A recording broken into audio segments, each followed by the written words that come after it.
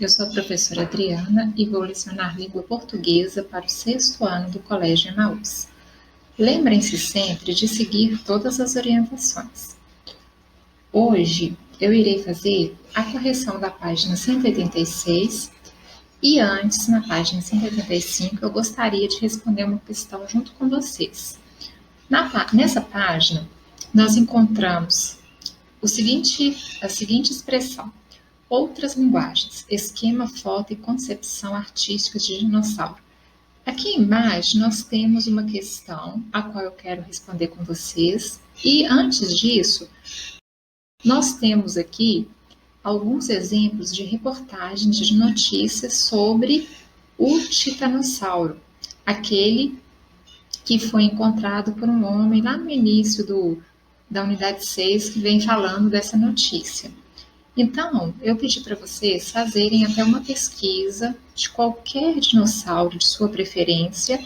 Lembra, eu pedi para vocês colocarem as características do dinossauro que você fez a sua pesquisa. Então, as características é mais ou menos isso aqui que eu pedi, ó.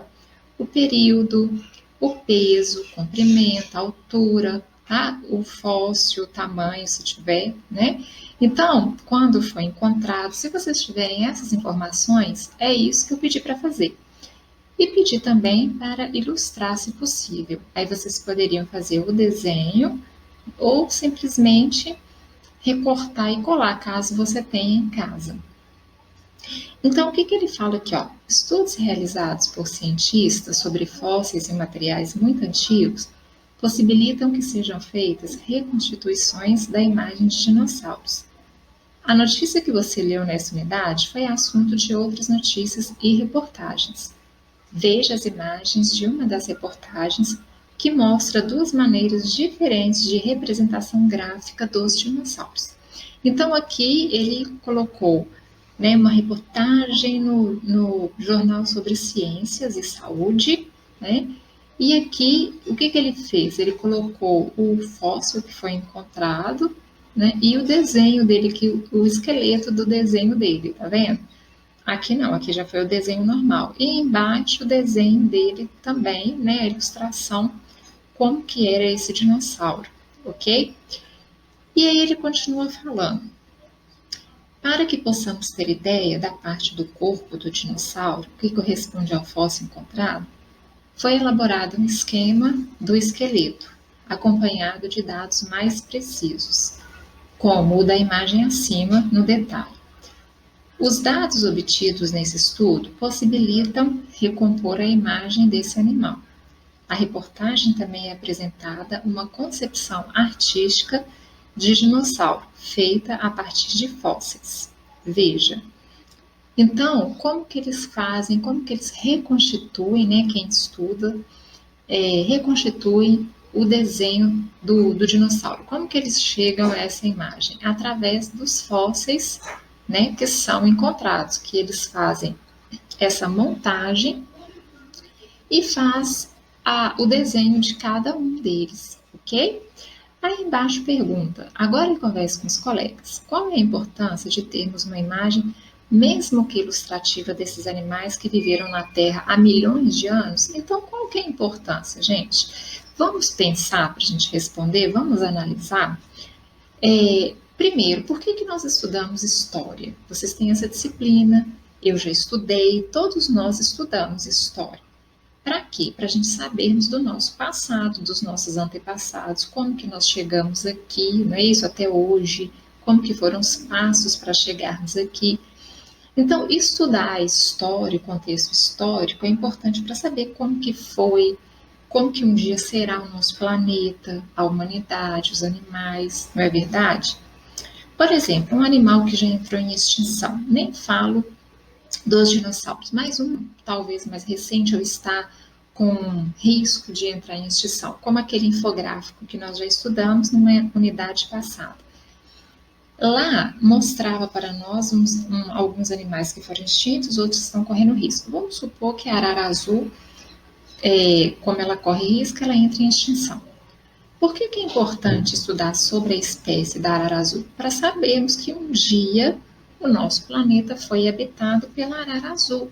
não é verdade? Ela faz parte do nosso biossistema, né? Da nossa ecologia, de tudo que faz parte da biodiversidade que vocês estudam em ciências. E na parte da história também, que vocês estudam a evolução do homem, a evolução do planeta, a evolução de tudo, faz parte de que, se nós não estudarmos o passado, como que nós íamos saber mais sobre o presente, sobre o futuro? Não tem como. Então, essa resposta vocês podem colocar assim. Aqui, ó, nesse trecho, é importante para a nossa memória histórica e para a compreensão das transformações ocorridas no planeta como ponto de partida para a análise do que está ocorrendo hoje e do que pode ocorrer no futuro, ok? Então, nós temos que estudar não só os animais que já entraram em extinção, mas também tudo o que já aconteceu no passado. Suponhamos, a era lá das grandes navegações, lá em história. Por que a gente tem que começar por aí? Imagina se nós formos começar, vamos começar a história do primeiro presidente e não do reinado, do primeiro reinado, segundo reinado da república. Como nós ficaríamos sabendo de tudo que aconteceu até chegar aqui? Por isso que é importante estudar os antepassados e também os animais, os dinossauros. Tudo isso é importante para sabermos do que aconteceu antes de existir ser humano na Terra. E mesmo quando existiu, como que foi essa evolução? Por isso que nós estamos em constantes estudos, né? A história, ela nunca acaba. Todo ano tem uma novidade para nós, não é verdade? É um prefeito, é um presidente novo, né? São outras ideias, outra maneira de governar, igual a pandemia, por exemplo. Existiu em 1918 a pandemia da gripe espanhola, que foi viral também, que durou 2 anos, que matou assim milhares de pessoas no mundo inteiro. E vocês pensam bem, 1918 é um século, 20 anos atrás. O que nós evoluímos nesse século? De 1918 para 2020, como que nós evoluímos? Evoluímos muito, não é verdade? Será que nós vamos conseguir conter essa pandemia mais rápido do que foi a gripe espanhola? Será que vai existir uma vacina com uma resposta mais rápida? Porque já são um século aí na frente, um século e 20 anos aí na frente que nós estamos, não é verdade? Então, um século e 1918, 2020, um século e 2 anos, né? Então, assim, tudo que acontece na história é importante ser estudado por causa disso. Imagina se nós não soubéssemos dessa gripe espanhola de 1918, como foi, o que aconteceu. Será que daria para ter noção do que pode vir a acontecer com essa pandemia, da vacina? Então, tudo isso é importante. Estou fazendo aqui uma interdisciplinaridade com história. Se eu estiver falando besteira, depois vocês me corrijam, ok? Não é muito a minha área, mas é claro que a gente vai lendo muito, a gente vai sabendo de muita coisa, não é verdade? E essa gripe espanhola de 1918, ela foi uma gripe também viral, não foi bacteriana, né? Ela foi viral e matou milhares e milhares de pessoas. E o auge durou 2 anos, né? Deus abençoe que essa acabe mais rápido e que as vacinas sejam eficazes. Então, é importante por isso, se nós não soubéssemos disso, como que nós agiríamos nessa pandemia agora? Apesar de ter, como eu falei, um século aí de diferença entre uma e outra, talvez nós soubemos agir melhor agora, porque nós já tivemos isso no passado. A peste negra também, que foi em 1300 e alguma coisa, que iniciou a peste negra. Só que a peste negra foi causada por uma bactéria, mas na época não existia antibiótico. Então imagina quanto tempo durou e quantas milhares de pessoas morreram até se chegar ao primeiro antibiótico para conter a peste negra. Atualmente ainda existe essa peste negra, só que ela é mais contida por causa dos antibióticos. Só que como as pessoas começaram a tomar antibiótico assim, que hoje em dia nem pode mais, tem que ter receita, causou o quê? A chamada superbactéria. Então, essa superbactéria aí, atualmente, ela causa, sim, grandes doenças que, às vezes, a medicina não consegue mais deter. Então, olha só como que é importante nós estudarmos a nossa história, né, o nosso passado, para nós sabermos também lidar com o presente e com o futuro melhor do que se nós não soubéssemos nada do nosso passado. E mesmo sendo, poxa, dinossauro, professora, mas dinossauro não é ser humano, mas nós temos que saber, sim, como foi a passagem dos dinossauros aqui na Terra. É importante, não é verdade? Então, na próxima página, que é a página 186, eu pedi para vocês fazerem essa atividade. Eu vou fazer a correção, ok? Fake news, notícias falsas. Então, fake news nós sabemos que é um termo em inglês e que significa notícias falsas. News ali é novidade, né? É novidade, news é novidade. E fake é falso. Então, ali é como se fosse notícias falsas. Notícias, não vai dizer notícias novas falsas, mas é notícias falsas. Às vezes, alguns termos em inglês não tem muito sentido quando a gente traduz. Exemplo, nome de filmes. Vocês já repararam? Se você for levar ao pé da letra o nome do filme em inglês, quando você traduz não tem sentido. Então, isso às vezes vai acontecer. Tem igual news é novo, novidade. Ali não tem nada de novo, nem notícias tal. Mas isso vai acontecer, ok? Então, você já sabe que a notícia relata fatos verídicos que realmente aconteceram. No entanto, com a facilidade de compartilhamento de conteúdo proporcionada pela internet, nem tudo que é vinculado como notícia é verdadeiro. Tem sido comum a propagação de fake news, termos em inglês que significa notícia falsa, ok? As fake news podem ter as fake news podem ter um grande alcance. São difundidas com muita rapidez e podem impactar a vida de muitas pessoas, infelizmente. Com o aumento do uso da internet no dia a dia, deve-se ter muito cuidado com as notícias falsas que se espalham. Essa é uma preocupação mundial de diversos órgãos, governos, grupos jornalísticos e pessoas comprometidas com a informação. A seguir, você vai ler alguns textos que provocam uma reflexão sobre esse tema. Leia a tirinha a seguir, depois converse com os colegas sobre as atividades propostas. Verdade? A notícia diz. Viu? Eu sabia. Espera, desmentiram a notícia. Espera, agora desmentiram o desmentido. Espera, por aí vai. Ah, o que a menina quis dizer no primeiro quadrinho? Quando ela diz verdade, a notícia diz isso. Quis dizer que confirmava alguma coisa por ter lido uma notícia, ok? Letra B. O que aconteceu em seguida? Então, o que aconteceu no segundo quadrinho, né? Em seguida, a menina leu que a primeira notícia havia sido desmentida. Depois leu outra informação desmentindo o desmentido. Complicado, né? Letra C. Depois do que aconteceu, em qual das informações a menina poderia confiar? Os alunos devem inferir que não é possível confiar em nenhuma delas. Então, o que acontece?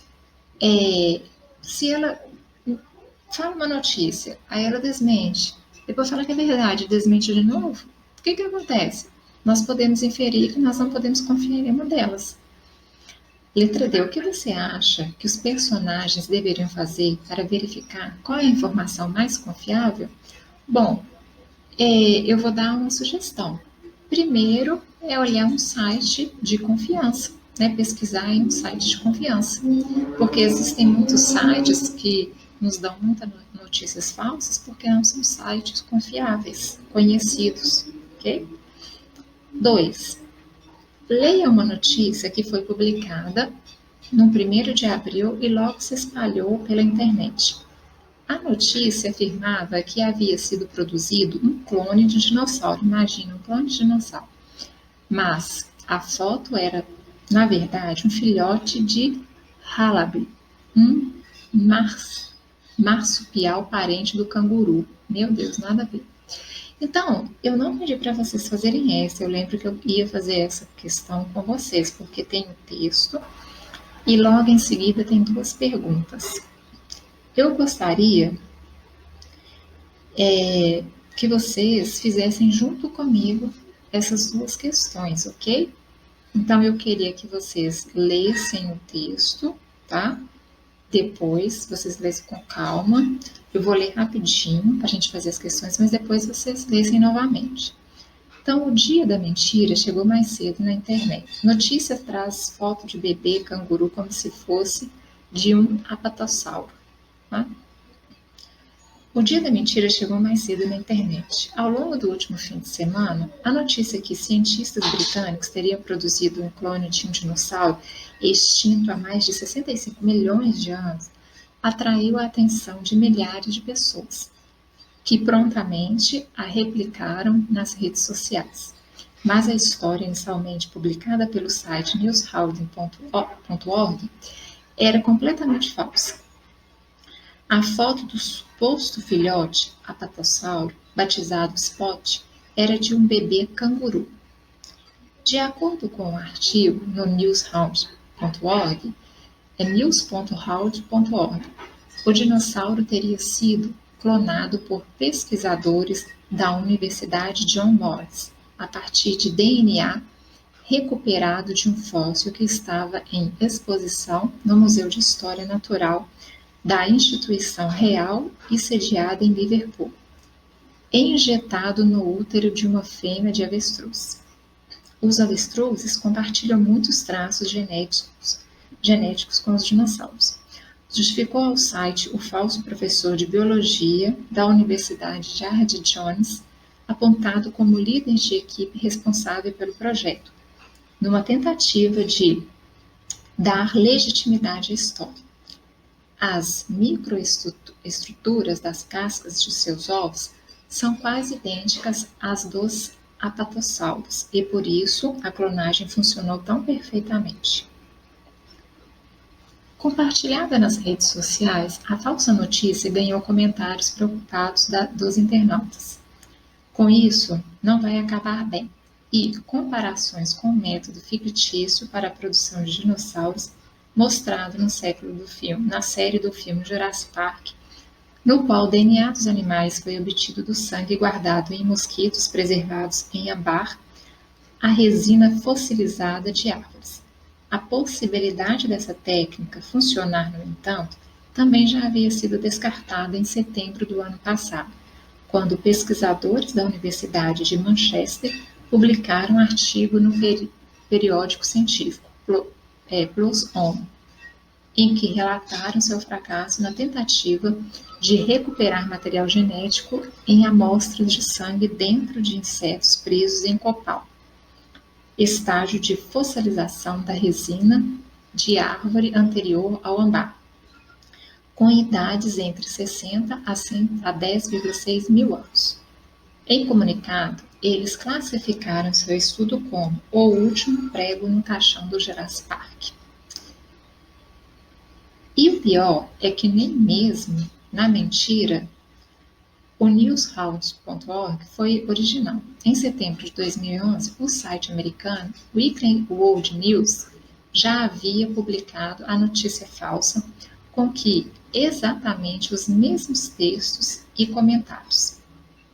As únicas diferenças eram que, neste caso, os cientistas responsáveis pela clonagem e os comentaristas eram da Universidade da Flórida e tinha outros nomes. Então, eu tenho duas perguntas em relação ao texto. Que recursos foram empregados pelos autores da notícia falsa para convencer os leitores a acreditarem nos fatos relatados? Olha, nós podemos falar aí a linguagem, que é uma linguagem formal, tá? Então, vocês podem anotar. É uma linguagem formal, por isso que eu pedi para depois vocês relerem o texto, tá? Relerem o texto. É uma linguagem formal e todo texto científico nós temos que fazê-lo numa linguagem formal, ou seja, você não pode usar esses vícios de linguagens ou a linguagem do dia a dia que nós usamos naturalmente na oralidade. Então, nós podemos dizer que é uma linguagem formal. E aqui, citação de nomes falsos de especialistas de lugares reais. Também, o que acontece? Eles colocam aí o nome de especialista como se fosse dar isso o quê? Credibilidade ao texto, tá? Então, a linguagem é uma linguagem formal e citações de nomes falsos de especialistas de lugares reais, dando credibilidade ao texto, ok? Que tipo de atitude devemos ter antes de espalhar uma notícia? É como eu falei anteriormente, nós devemos primeiro saber se essa notícia é verdadeira, tá? Eu sei que muitas vezes a notícia parece ser tão boa, em alguns casos, que a gente quer logo espalhar para ajudar os outros, mas é sempre bom saber primeiro se é verdadeiro, tá? Atriz em grupo, então vocês não precisariam fazer, ok? Aqui está pedindo só para fazer uma lista, só que juntos. Façam, por favor, em casa mesmo, tá? Porque é fácil, ó, uma lista de cuidados que vocês podem ter para não serem enganados por notícias falsas, nem transmitir informações que não são confiáveis. Bom, eu já dei alguns exemplos. Anotem no caderno isso aí, quando nós voltarmos, nós olhamos, tá bom? E nós temos aqui falando do sensacionalismo e factoide. O que é sensacionalismo? Só ler o que é, tá, gente? O sensacionalismo é uma forma de apresentar as notícias de maneira apelativa e exagerada, com uma linguagem de impacto e imagens chocantes que provocam comoção, prejudicando a informação. E factoides, que são informações divulgadas pela mídia sem a indicação da fonte de informação. E por essa razão, não é possível saber se são ou não verdadeiras. Bom, aqui pede uma atividade para fazer em grupo e para publicar o que vocês deveriam levar para nós fazermos um mural. Então, essa aqui também nós não vamos fazer agora, ok? Antes de entrar em goals e reflexões, porque eu não vou entrar hoje para não ficar muito extenso, eu vou entrar na próxima aula, tá? Então, na próxima aula, eu entro nesse conteúdo novo. Hoje, eu só fiz uma correção com vocês, fiz uma parte com vocês, tá? E falei um pouco sobre essa questão aí das fake news, do que é verdadeiro, do que não é, das notícias. Por quê? A unidade 6, ela se inicia com esse gênero textual, que é a notícia, tá? E a notícia, muitas vezes, ela pode ser uma fake news. Nós temos que tomar muito cuidado ao passar uma notícia para frente. Se você não tem certeza, é melhor não passar, ok? Sempre verificar se o site é confiável, se aquela reportagem é confiável, aquela notícia, se você pode seguir adiante com aquilo, tá bom? Então, hoje, eu não vou deixar atividade. Quem não fez a pesquisa sobre dinossauro agora, vendo aquela reportagem lá dos dinossauros, acho que vocês entenderam melhor, vocês podem fazer, ok? E na próxima aula nós começamos aí com uma gramática nova, tá? Lembrem-se juntos no caminho certo.